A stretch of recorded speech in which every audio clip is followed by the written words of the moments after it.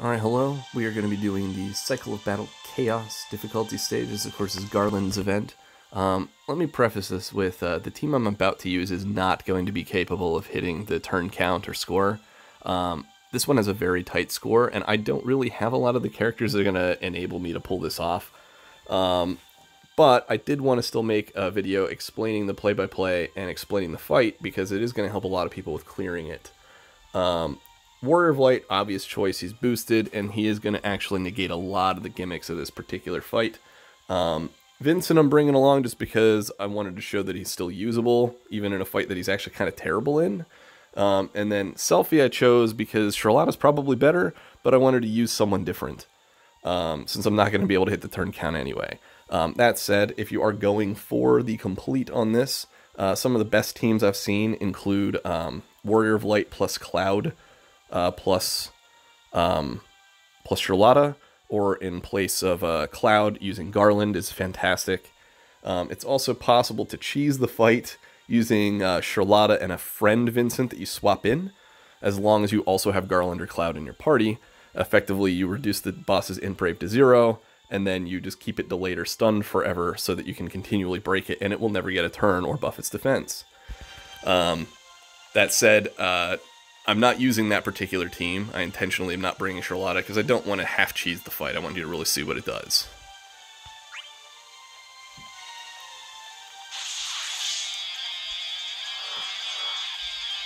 Alright, so something to keep in mind. The random enemies in this particular stage have a lot of hit points.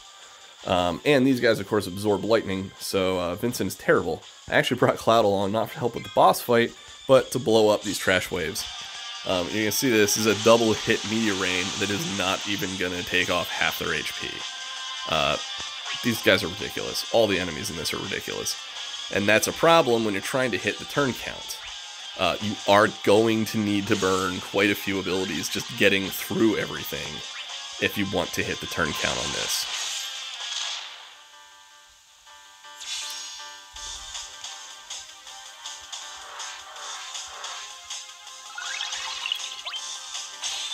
So Cloud did not get a Meteor Rain back because he went last. So I'm going to go ahead and take out the middle one because I can get a chain attack, which should let me kill it. Just little planning like that is what you're looking for getting more turn efficiency. I'm also going to use the Drain mostly just to get her buffed.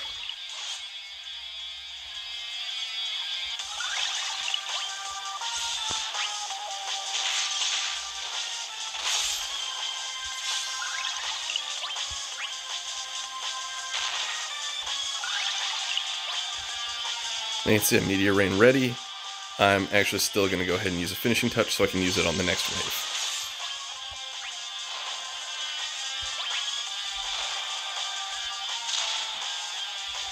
Alright, so wave 3 is, of course, the Phantom Male. This is the boss from Noctis's last chapter.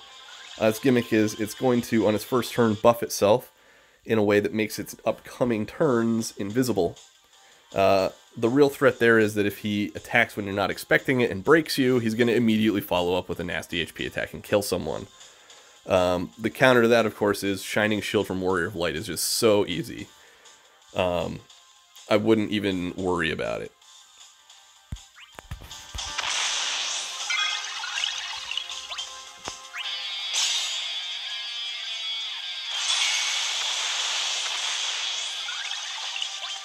Now, it is, however, immune to lock, which means if I do a throw buckler like this, you can see it is not going to aim at him. It's still going to aim at whoever it wants.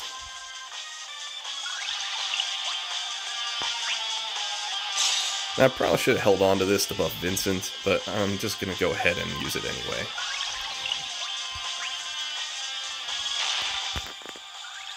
I would say that was a misplay, though.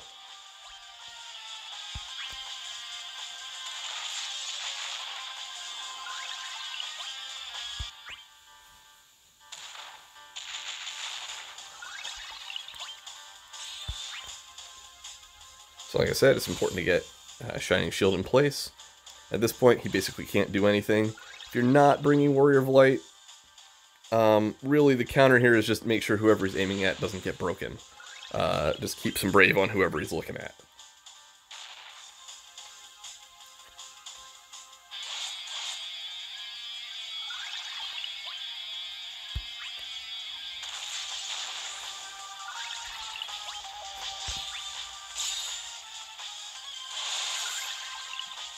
So my Warrior of Light has 1 ingot on him. That is because it basically doubles the damage and of his Shining Wave. It also lets you take advantage of the overflow that it gains, whereas like you really can't otherwise. So I don't think you need it, but I felt like that was a worthwhile investment. So as you can see, I let this drag on a little bit. That's the attack that's going to kill somebody if anything does.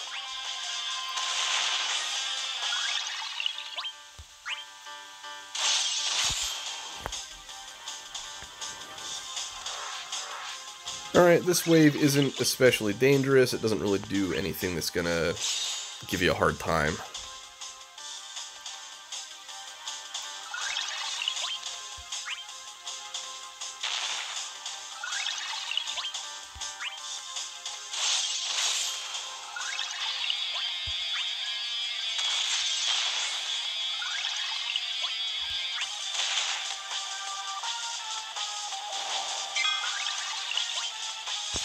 I am, however, going to make sure I use a Shining Shield because I want this in place at the start of the next fight.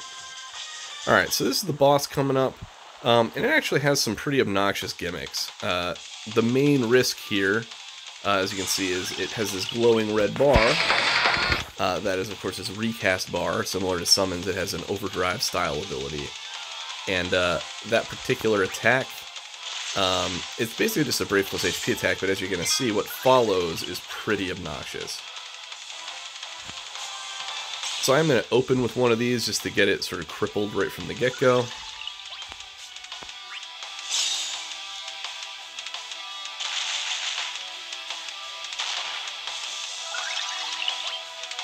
Now, Selphie's wall is actually pretty helpful for this fight because it is going to go ahead and make you have a lot less chance of its obnoxious debuffs landing on you. As you can see, debuffs are a big problem. Alright, so this is his recast ability, Light of Doom. This is a party-wide Brave plus HP attack. Shining Shield mitigates a lot of that, but what it follows with is this. As you can see, it not only locked out my summon, but it also paralyzed Vincent. It can do a lot of random debuffs to you. The real kicker is when it lands paralyzed at a bad time, it can just completely derail your score run if it happens at a bad moment. Between the paralyze and that, it's obnoxious. Alright, so after using it the first time, it's always going to do that group Brave attack. Very predictable, easy pattern to follow. But you can see it also now has this shield in place. It's a like Warrior of Light Shining Shield. Breaking that right now isn't too bad, but later in the fight, when its defense is very high, that's going to be a massive problem for me. As such, I highly recommend bringing people who can generate their Brave outside of damage. Selphie is great for this, so is Warrior of Light, but you know, so is Charlotta, a lot of characters, but bring someone who can do it, either with a regen or a charging style ability. You do not want that getting out of hand.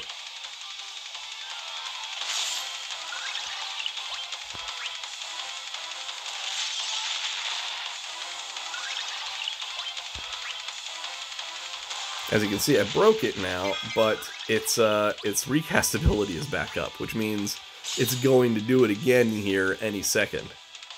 Now, this would be a good turn to summon. As you can see, once I'm out of that, my summon is available again. Now, if I do an HP attack here, you're going to see I'm going to lose it again whenever it does Light of Doom.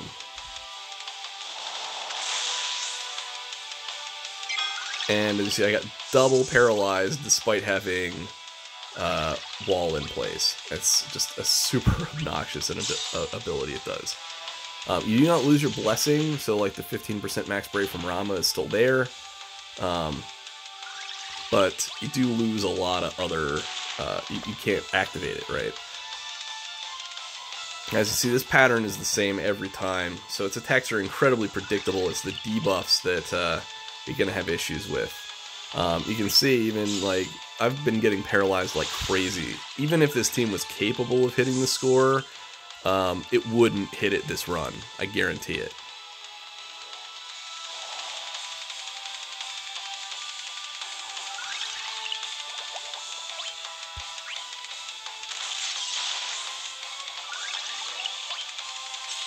Now, things you can do to help mitigate this. The boss is vulnerable to Throwbuckler's Lock, and of course that also gives Warrior of Light Elude, which helps him dodge debuffs. That can be really helpful. Colorless Spear is not a big problem, but its Thorns attack is going to inflict a very strong Int Brave Down debuff. You do not want that to land on Warrior of Light. It will just utterly cripple his, well, everything. It's going to utterly cripple his Shining Shield and also his Brave Generation. So keep that in mind. Alright, you see, I don't have his HP++, so I need to redo Shining Shield because it's queuing an all attack. The goal here is don't get broken all the time. It's pretty straightforward.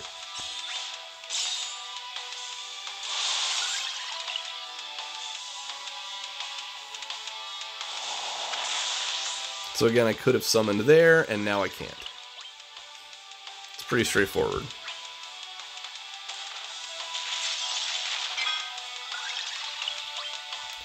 Now, I do recommend bringing one character who can do brave damage. In this case, Vincent does plenty. But again, like Cloud or Garland are excellent choices. You do want to be able to break the shield in Brave Shave. Otherwise, you are going to start taking some nasty HP attacks later in the fight. You can get around that with things like Poison or Sap, though, so keep that in mind. The unfortunate side effect there is this boss is also heavily magic resistant, so a lot of the characters that can inflict those debuffs just aren't very good for the fight.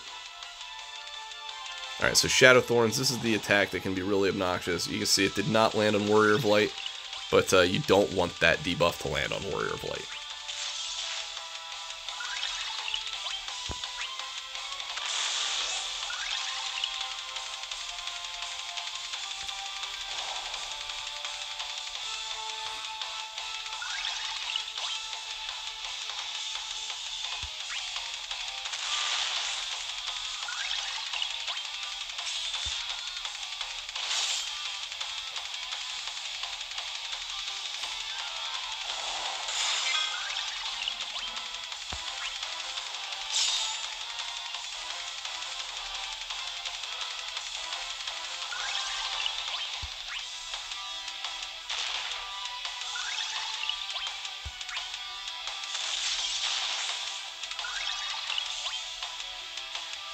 Alright, so it's queuing its all attack here. Alright, so when you're looking at when to summon, I have a launch queued up right now. I also have Warrior of Light, basically ready to Brave Charge everyone. It's about to use its all attack, its overdrive ability, so I'm going to lose my summon again. This is really an excellent turn to do it, because I'm going to get a lot of damage out of Brave Charging. I'm actually going to use a Throw Buckler here because it's going to do some overflow, but that's the kind of turn you kind of want to have happen on the turn you can summon. It just lets you set up a lot of extra damage.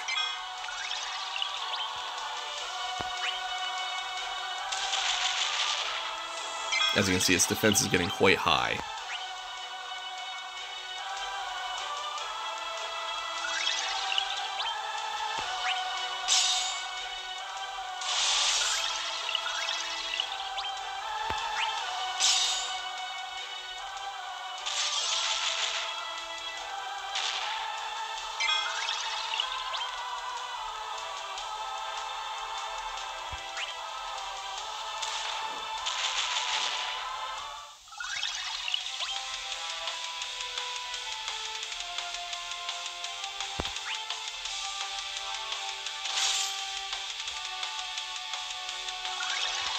Alright, so from this point, this fight is going to be rough. It's going to have very, very high defense.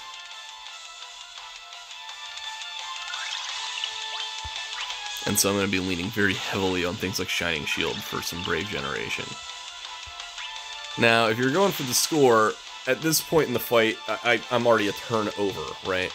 I do still have quite a few abilities left, though, so if I were going for the score, I would need to have used a lot more abilities prior to this.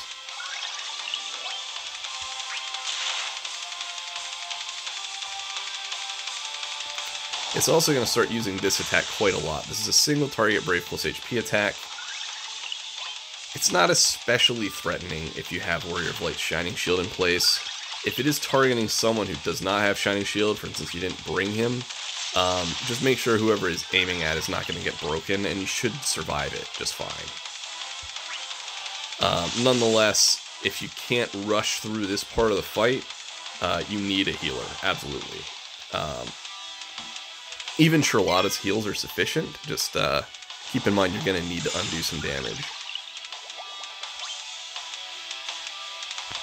Alright, and at this point I'm going to go ahead and pop one of these again for Vincent, because I just want to start, again, crippling it with debuffs.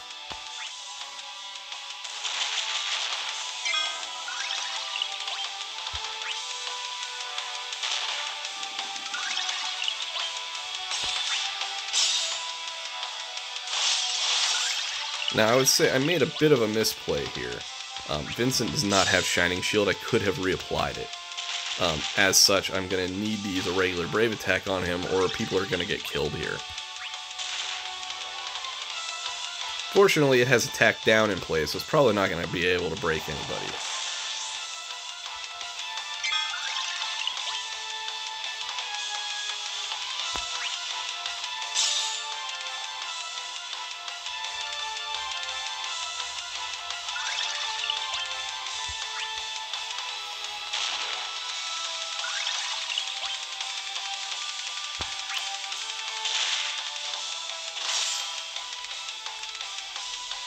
And you can see that shield is very powerful at this point.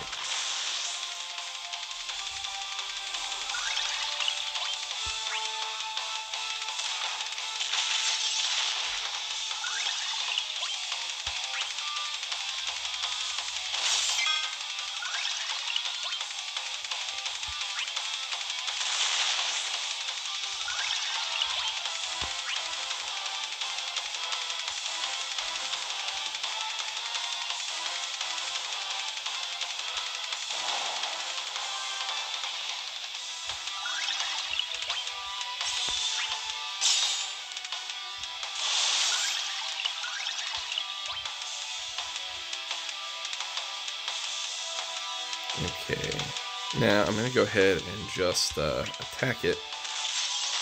Next turn I'm going to have to reapply some debuffs, so just want to make sure everybody has a Shining Shield in place, because I'm going to need that.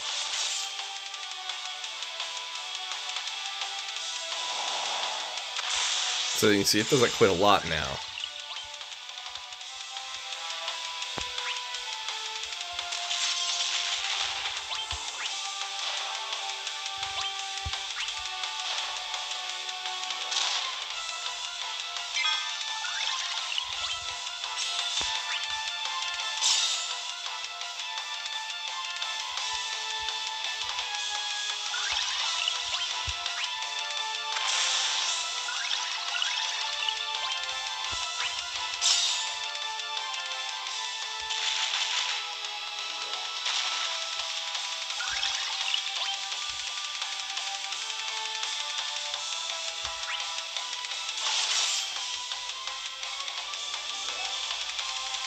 And here's another Light of Doom.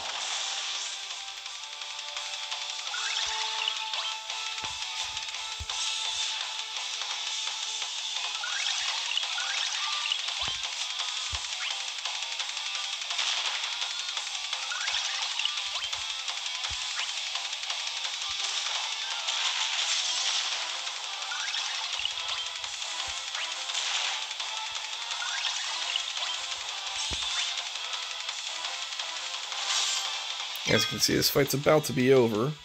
Now, again, as I said, I played entirely too conservatively with abilities, but this team would not have been able to get through the whole fight anyway, in time to get the score. As you can see, I'm wildly over. I just want you to understand just how intensive your damage needs to be to kill this thing in the number of turns. 65 is the turn count.